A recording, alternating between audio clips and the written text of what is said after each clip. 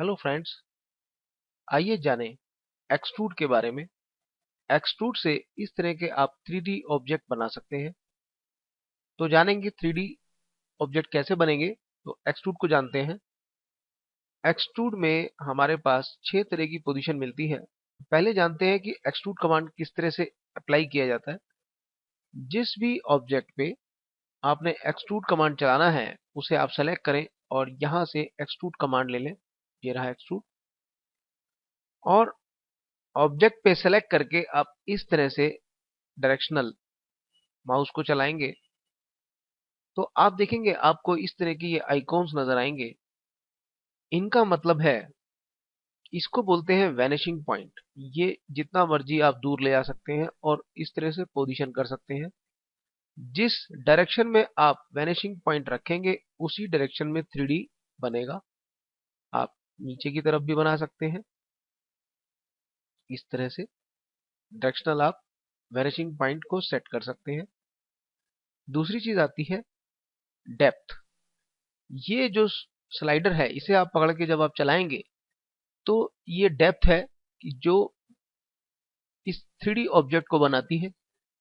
जहां भी vanishing point आप सेट करेंगे और उसके हिसाब से 3D डेप्थ को सेट करेंगे, देखिए ये पूरा एक पाथ बन जाता है। आप यहां तक 3D डेप्थ चाहते हैं तो इसे यहां तक रोक सकते हैं और आप पूरी पीछे तक ले आ सकते हैं।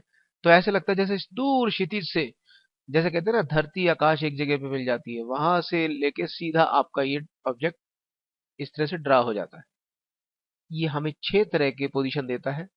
सबसे पहली कॉमन पोजीशन होती है जिसमें हमारा ऑब्जेक्ट, ये जो ब्लैक लाइन है इसे आप देखिए तो ये हमारा ऑब्जेक्ट है, जैसे ये 3D लिखा है। और ये जो ग्रे लाइन है यानी कि ये इसके पीछे की साइड बनेगा और ऐसे छोटा होता हुआ चला जाएगा। जैसे ये पीछे की तरफ छोटा होता चला जाएगा पहली पोजीशन में। दूसरी पोजीशन में ये हमें उल्टा दिखाता है। उल्टा का मतलब, हमारा तो ये जो है लाल कलर का था, 3D बना हुआ था, तो वो 3D अब इस वक्त पीछे की तरफ है। और क्या रहा है कि उस 3D को इसने आगे की तरफ, ये देखिए हमारा जो ब्लैक पॉइंट है ये पीछे है और ग्रे पॉइंट आगे आ गया और छोटा हो गया। तो ये दूसरी पोजीशन है कि आगे की तरफ छोटा होता जाएगा। तीसरी कंडीशन जो कि ये वाली है, इसमें पीछे की तरफ बड़ा हो जाएगा, जैसे इसका अपोजिट हो गया। और जो चौथी पोजीशन है उस पोजीशन में आगे की तरफ बड़ा होता चला जाएगा, जैसे कि ये कि हमारा ऑब्जेक्ट तो पीछे चला गया और जो 3D बनेगा वो आगे की तरफ बनेगा और बड़ा होता चला जाएगा।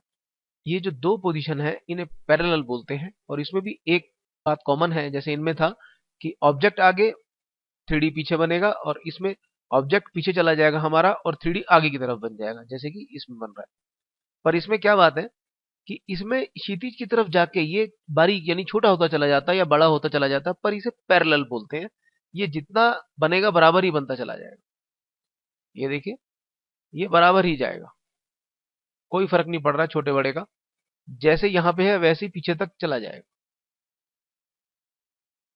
अब आती है, आप एक बात देखिए, इसमें लिखा है पैरेलल में रोटेशन नहीं मिलती। ये क्या चीज है, पहले हम इसको जानते हैं रोटेशन क्या चीज होती है। तो जब हम इसको सेलेक्ट करते हैं एक्सट्रूड को, तो यहाँ पे ये हमारी पोजीशन मिलती है। जो भी पोजीशन हम चाहें वो सेलेक्ट करके वो कमांड दे सकते हैं। फिर डेप्थ, डेप्थ हम मैनुअली यहां से भी सेट कर सकते हैं और यहां से नंबर सिस्टम से भी सेट कर सकते हैं। जैसे कि इसका हमने 30 कर दिया और एंटर कर दिया। ये जो डायरेक्शन है ये इस वैनिशिंग पॉइंट की डायरेक्शन है। अगर आप इसे छेड़ेंगे तो देखिए ये डायरेक्शन ऐसे बदलने लगी, या आप मैनुअली इसे उठाइए और ऐसे रख दीजिए। तो ये दोनों इनकी पोजीशन को सेट करने के लिए है। इसको हम अभी बाद में बताते हैं। अब बात आती है इस सेक्शन की। तो रोटेशन की जो बात थी, जब भी आप 1 2 3 4 ये चारों पोजीशन को सेट करते हैं या इन चारों में से कोई भी एक पोजीशन लेते हैं और इस पे क्लिक कर दीजिए, तो इसको हम 3D की तरह इस्तेमाल कर सकते हैं। जैसे कि ये ऑब्जेक्ट ऐसे है, हम चाहते हैं ये ऑब्जेक्ट थोड़ा सा ऐसे हो जाए, तो पूरा का पूरा ऑब्जेक्ट देखिए मूव कर गया। जो चीज आपको छोटी दिखाई दे रही थी अभी, ये देखिए ये इतनी बड़ी है। यहाँ तक जितनी भी डेप्थ चाहते हैं सेट कर सकते हैं, जो कि आपको वैसे नहीं पता लगती जब ये स्ट्रेट पोजीशन में होता है, यानी कि इस तरह से सामने की पोजीशन में होता है। अब नहीं पता लगती कि डेप्थ इसकी कितनी है। तो यहां से हम इसकी ये पोजीशन भी सेट कर सकते हैं, यानी 3D रोटेशन इसे कर सकते हैं। एक प्रकार से आप इसे देखें तो कैसे भी किसी पोजीशन पे इसे मूव कर सकते हैं, बिल्कुल उल्टा भी कर सकते हैं। ये देखिए ये उल्टा हो गया, तो जो ये देखिए अब ऊपर लाल रंग था, पीछे पीला आ गया। ये वाली कंडीशन यही थी कि जो लाल रंग वाला ऑब्जेक्ट है वो हमारा यहाँ पड़ा है। तो इस तरह से आप इसे मूव कर सकते हैं, पूरा रोटेट कर सकते हैं, इस तरह से लिटा सकते हैं और इस तरह से पोजीशन कर सकते हैं। जो आपको शुरुआत में दिखाया गया था, डिजाइन्स वगैरह जो बने हुए थे वो इसी तरह से इसका इस्तेमाल करके बने हुए थे। एक तो ये है कि आप माउस से इसको पोजीशन कर लें, दूसरा क्या है कि आप इस पे क्लिक करें तो देखिए यहाँ पे नंबर सिस्टम सेट हो गए हैं। एक्स का मतलब होता है ऊपर और नीचे चलना। देखिए ये देखिए ये ऊपर और नीचे घूमता हुआ चला जाएगा, आप इसे जैसे मर्जी चलाते जाइए, लेकिन इसकी लिमिट है 99। ऐसे ही माइनस की लिमिट है 99। इस तरह से आप इसको ऊपर से नीचे रोटेट कर सकते हैं। और वाई का मतलब है ये अपनी जगह पे खड़े खड़े ऐसे लेफ्ट टू राइट घूमेगा। तो देखिए इसको भी दिखा देते हैं आपको, जैसे कि हमने ये ऐसे सेट कर दिया एक्स पे, ये अब वाई प्लस चलाएंगे तो इस तरफ चलेगा, ये देखिए, और माइनस चलाएंगे तो इस तरफ चलेगा। तो एक्स वाई का मतलब समझ में आ गया। एक्स ऊपर नीचे चलता है, वाई लेफ्ट टू राइट चलता है। अब आता है जेड। जेड क्या करता है, इसे घुमाना शुरू कर देता है। तो इसको भी दिखा देते हैं आपको, ये क्या चीज है, आप इसे ऐसे उदाहरण से समझ पाएंगे अच्छी तरह से।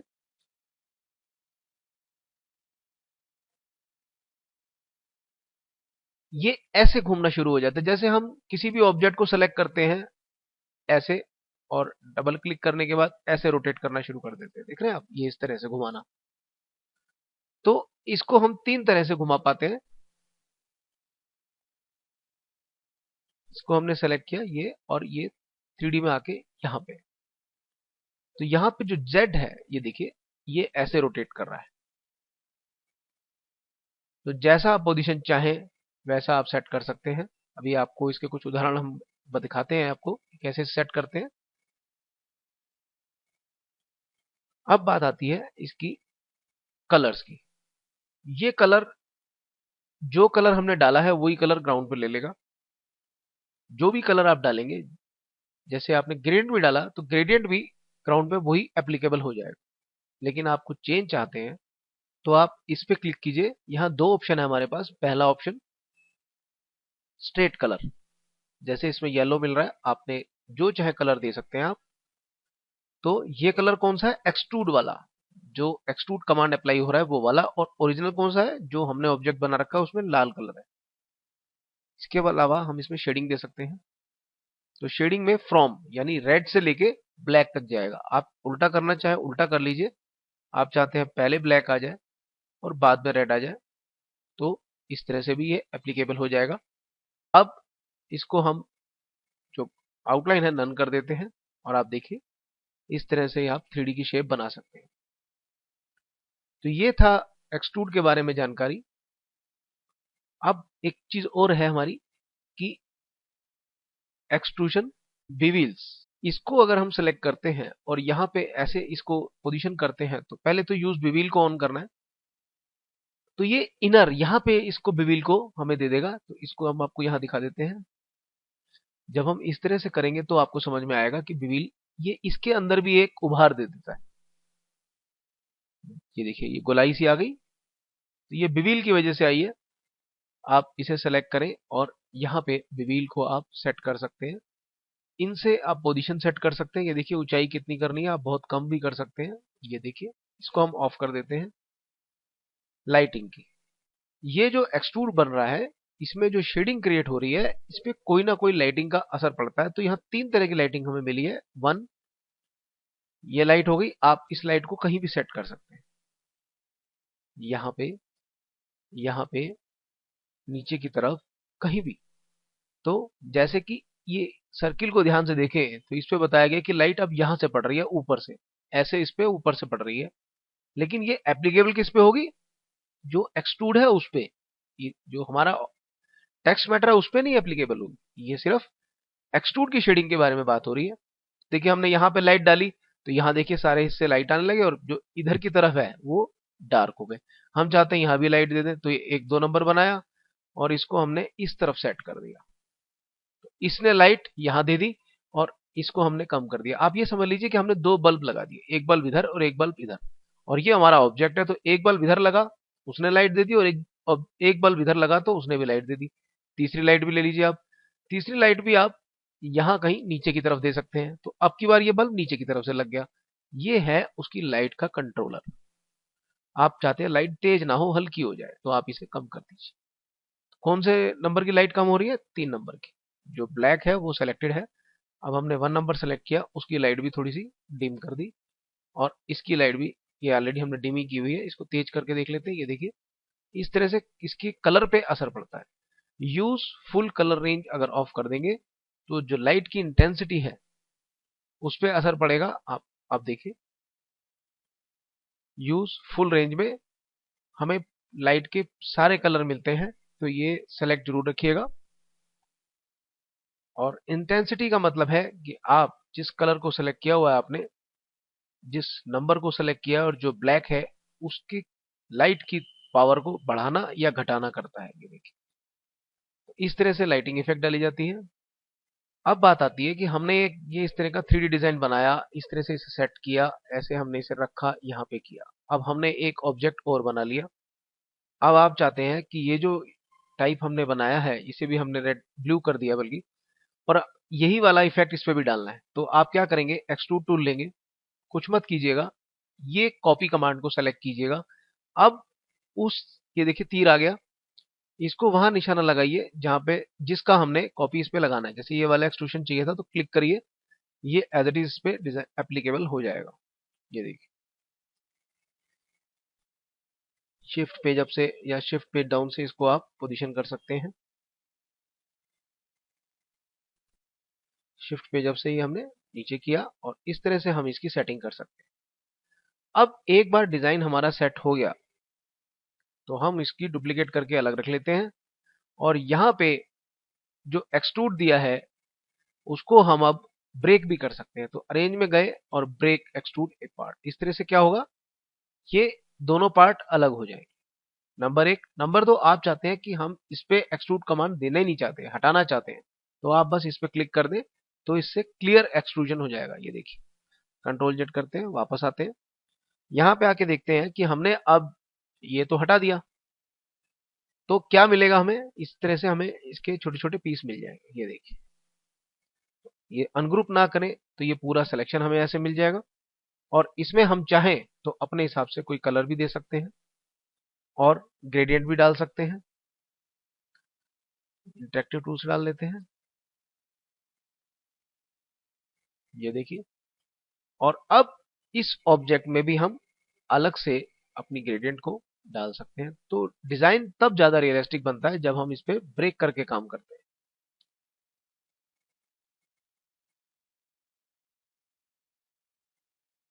ओके, और बिल्कुल यही शेडो हमने इस पे भी डाल दी। देखिए, अब ये इससे कुछ ज्यादा रियलिस्टिक नजर आएगा। ये देख लीजिए आप। तो इस तरह से हम एक्सट्रूड कमांड का इस्तेमाल करते हैं। अब हम कुछ और चीजें जानेंगे एक्सट्रूड के बारे में।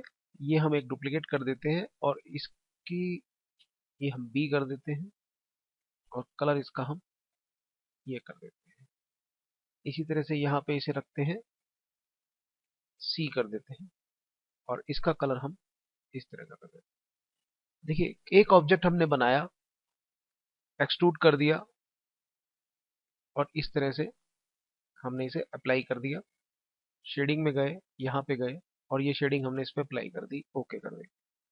अब हमने ये ऑब्जेक्ट बनाया जो कभी बाद में बनाया, अब हम चाहते हैं बिल्कुल इसी तरह से यही वाला इफेक्ट जो एक्सट्रूड का है इस पे भी एप्लीकेबल हो जाए। तो आप क्या करते हैं, आप ये सेलेक्ट करते हैं और एक्सट्रूड करते हैं, और यहाँ पे आके ये कर देते हैं। अब एक बात और आपको बता देते हैं, ये जो वीपी लॉक ऑब्जेक्ट है इसका क्या काम होता है। इसमें होता है कॉपी वीपी फ्रॉम, यानी वैनिशिंग पॉइंट जो है वो कॉपी कर ले। तो हमने बोला इससे कर लो, तो जो एंगल इसका दिया हुआ है वही एंगल अब इसका भी हो गया है।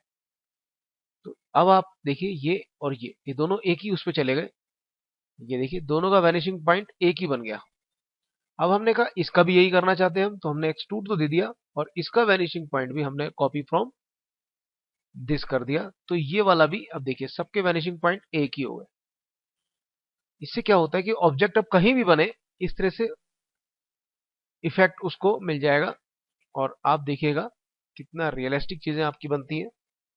सपोज हमने यहाँ पे इस तरह का ये ऑब्जेक्ट बनाया और ऊपर कहीं बना दिया और उसमें ये कलर दिया और इसमें भी हमने कहा कॉपी फ्रॉम यहाँ।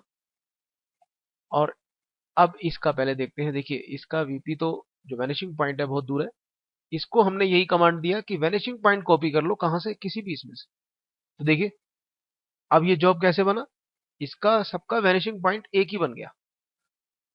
तो इस तरह से हम 3D इफेक्ट्स और भी अच्छी तरह बना सकते हैं।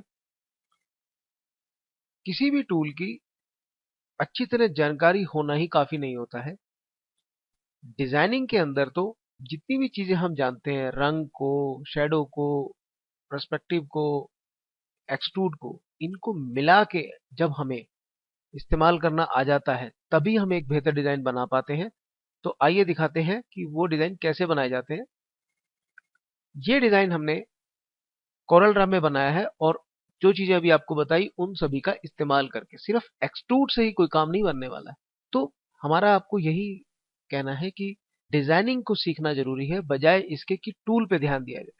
तो ये वाला पूरा डिजाइन आपको आगे की ट्रेनिंग में सिखाया हुआ है, तो उसे सीखिए और एडवांस लेवल की चीजों का एंजॉय कीजिए।